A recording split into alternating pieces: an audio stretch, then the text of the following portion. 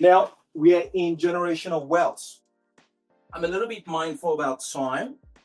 There's a lot to cover up. Now, in this section, there's only 6 components here, but I can guarantee you all, if everyone understands this, it's game over. Mindset. Mindset, everything starts with a mind. I called a mate, I said, listen, having a workshop, had a conversation with a few people, started in the mind, and here we are, we're here today. So you basically, when you backtrack, you look at it, you go, this guy sounds like he knows what he's talking about. Yeah, I'll come to the event, right? And you showed up here, but you had to picture yourself in your mind's eye, placing yourself here that you're going to be here for it to, manifest in real life. It's the same way it works in everything. If you can never imagine yourself being a millionaire, billionaire, you will never be it. Never. It's never going to happen. The only reason why I do not own Australia is because I can't see it in my mind's eye. But once I see it in my mind's eye that I own Australia, trust me, the universe will start working in my advantage to make me own Australia. So mindset. So what can we change today to start making the mind work in our favor? Because understand, the mind will believe anything you tell it. Anything. It will accept anything you tell it. So rather than using words like I can't, scrap that. Start saying, how can I? Because when you say I can't, it shuts the mind. But when you say how, it opens up the mind to start thinking on ways I do it. For example, I was speaking to a very wise lady today, and the lady was telling me about acquiring assets and, doesn't know in terms of how she's going to go about completing the assets. And it resonated with me. That's the story of my life. For most acquisition I do, I don't know how I'm going to complete it, but for some reason, the how is none of my concern. I want this asset, I want this business, the how always seems to show up. So there's some sort of element of faith in a way, but when you open up the mind, things just kind of comes in place. We'll go into that a little bit more. Habits, having a routine, having a structure. If you're the kind of person that like waking up at 5 o'clock, wake up at 5 o'clock, having the right habit, having the habit to say, I'm going to eat healthy. I'm going to exercise once a week. I'm going to, go to the gym, do this. I'm going to show up to work. It all falls part of wealth. Wealth doesn't always have to be materialistic stuff. Wealth could also be in your body, in your mind, and your soul. That's what is called healthy habits.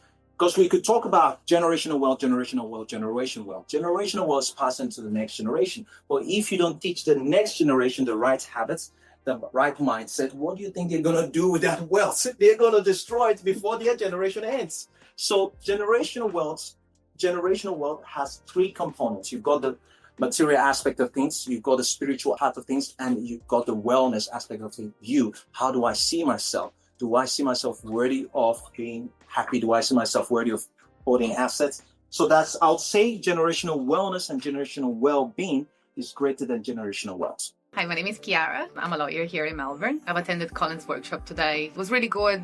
All the information received were very informative. It gets to things outside the box. Not everything has to be in your name, and that you can sort of have a much bigger borrowing capacity if you do create trust or a structure in place that will allow you to do that. And I'm really looking forward to get to know a little bit more and let's make some money. My opinion. Strategies.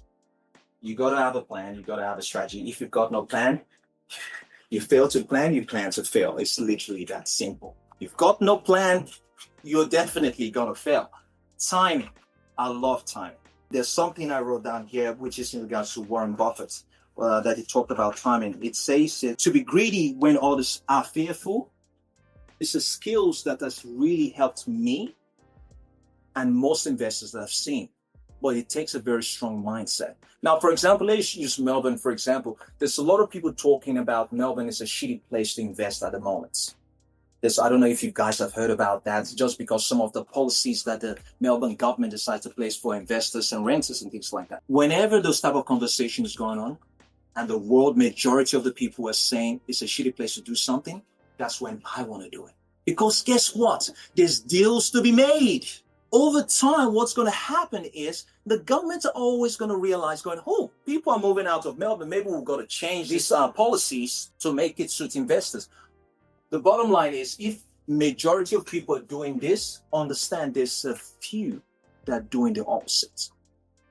And that's how wealth is transferred. During COVID, there was a massive transfer of wealth.